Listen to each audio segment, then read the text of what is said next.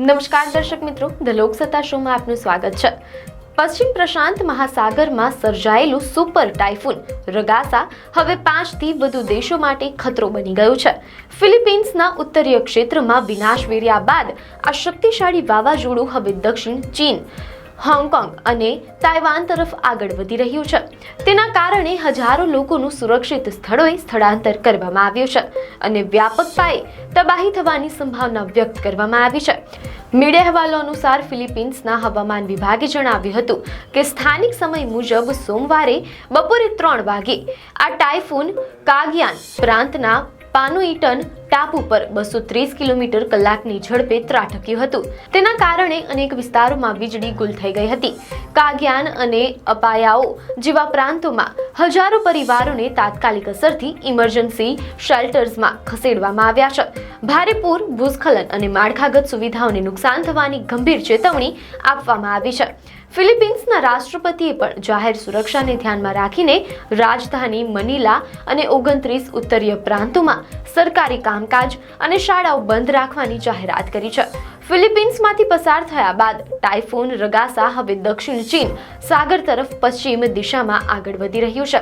Media અહેવાલો અનુસાર ચીનના શેનઝેન શહેરમાં લગભગ 4 લાખ લોકોને નીચાણવાળા અને પૂરગ્રસ્ત વિસ્તારોમાંથી સુરક્ષિત સ્થળોએ ખસેડવાની યોજના બનાવવામાં આવી છે।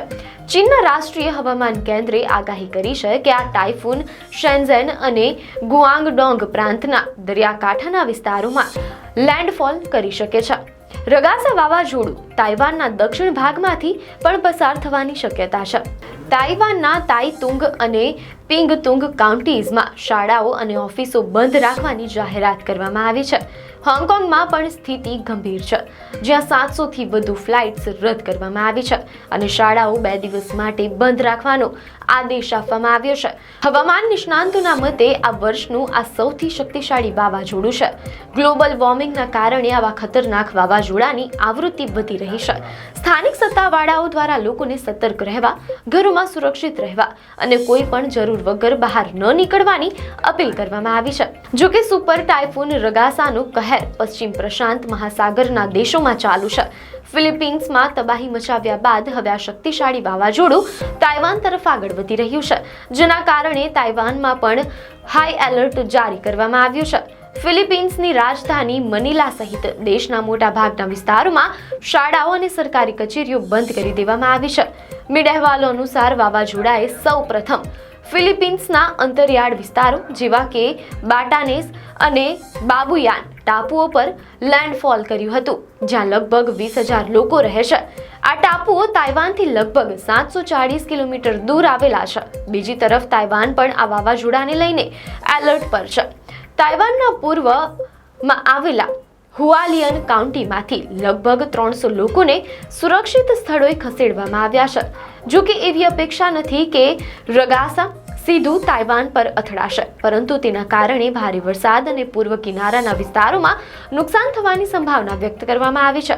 સ્થાનિક સત્તાવાળાઓએ સોમવાર સવારથી જ દક્ષિણ અને પૂર્વ તાઇવાનના જંગલ વિસ્તારો તથા ટ્રેકિંગ પોઇન્ટ્સને બંધ કરી દીધા છે, તેમ અહેવાલોમાં જાણવા મળેલ છે।